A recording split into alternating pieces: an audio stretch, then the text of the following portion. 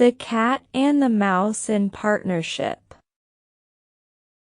A cat, having made the acquaintance of a mouse, told her so much of the great love and affection that he had for her, that the mouse at last consented to live in the same house with him, and to have their domestic affairs in common.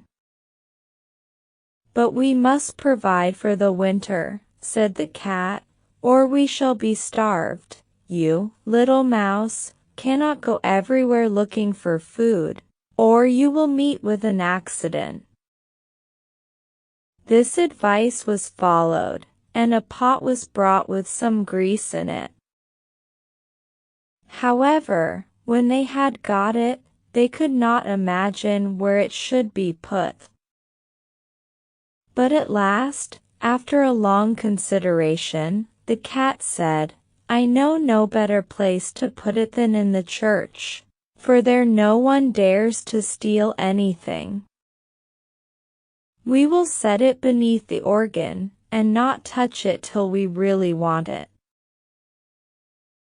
So the pot was put away in safety. But not long afterward the cat began to wish for it again, so he spoke to the mouse and said, "I have to tell you that I am asked by my aunt to stand godfather to a little son, white with brown marks, whom she has just brought into the world, and so I must go to the christening. Let me go out today, and do you stop at home and keep house." "Certainly," answered the mouse, "pray, go, and if you eat anything nice, think of me. I would also willingly drink a little of the sweet red christening wine." But, alas! It was all a story, for the cat had no aunt, and had not been asked to stand godfather to anyone. He went straight to the church, crept up to the grease pot, and licked it till he had eaten off the top.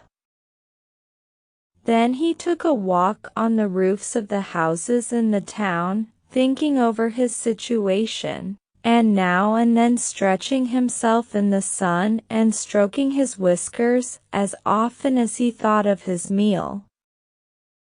When it was evening he went home again, and the mouse said, "So you have come at last. What a charming day you must have had." "Yes," answered the cat, "it went off very well." "What have you named the kitten?" asked the mouse.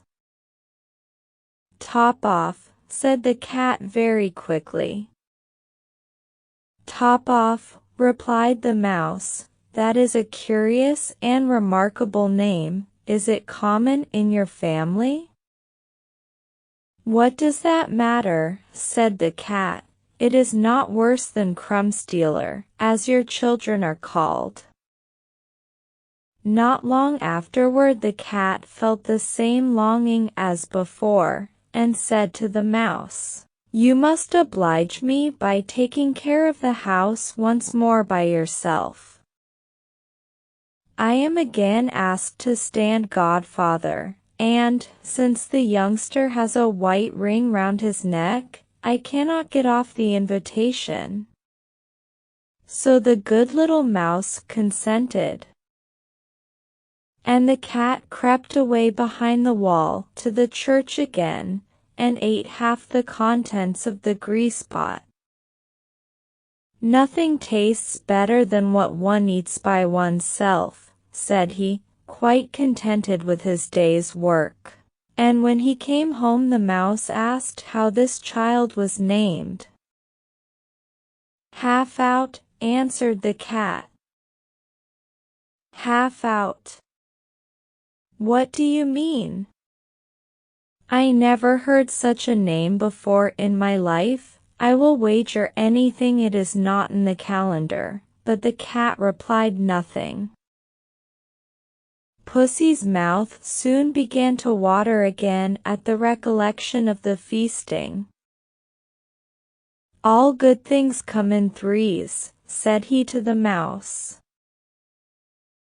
I am again required to be godfather. This child is quite black, and has little white claws, but not a single white hair on his body.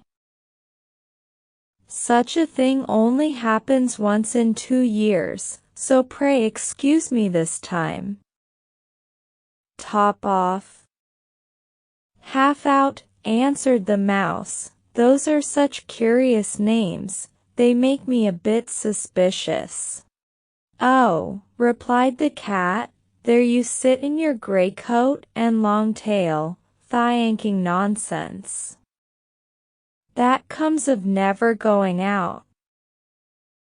The mouse busied herself during the cat's absence in putting the house in order, but meanwhile greedy puss licked the grease pot clean out.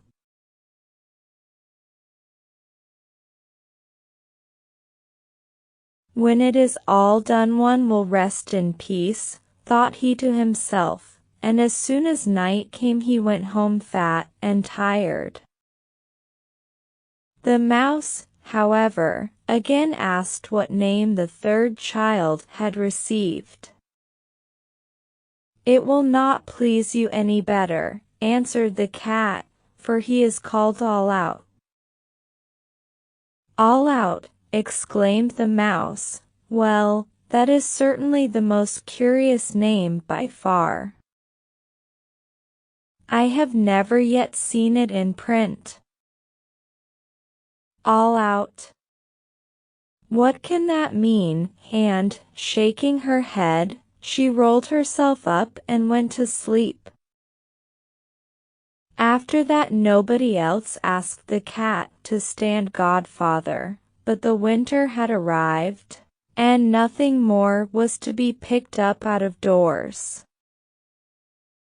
So the mouse bethought herself of their store of provision, and said, Come, friend cat, we will go to our grease pot which we laid by.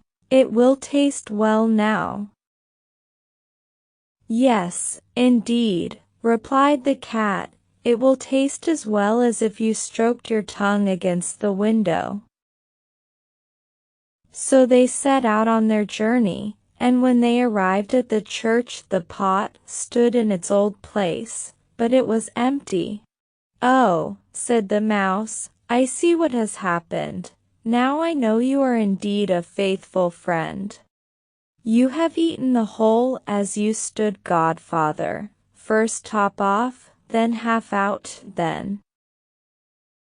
Will you be quiet? Cried the cat.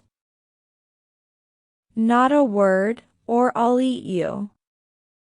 But the poor mouse had all out at her tongue's end, and had scarcely uttered it when the cat made a spring, seized her in his mouth, and swallowed her. This happens every day in the world.